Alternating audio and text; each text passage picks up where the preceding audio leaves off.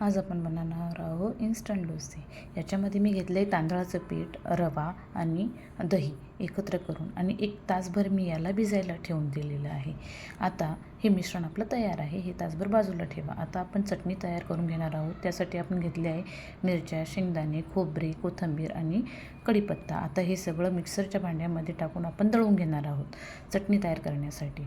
आणि याला एक फाईन पेस्ट तयार करून घ्यायची आहे. एकदा मिक्सरमध्ये टाकून जिरं वगैरे पण टाकू शकता, हिंग टाकू शकता, आपलं धनिया पावडर टाकू शकतात. हे सगळं टाकून आपण एकदा त्याला दळून तयार करणार. कढई ठेवली गॅसवरती, तेल टाकून घेणार.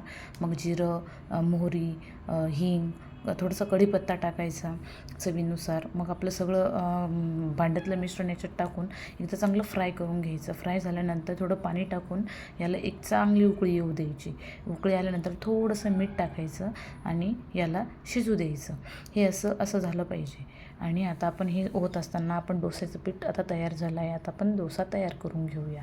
आता हा इन्स्टंट डोसा असल्यामुळे याला काही म्हणजे थोड्या पिठाला जाळी काही वेळेस सुटत नाही आणि पीठ थोडं जास्त हे झाल्यानंतर त्याला मस्त जाळी सुटते आणि डोसे हे कुरकुरीत होतात आणि खूप सुंदर होतात.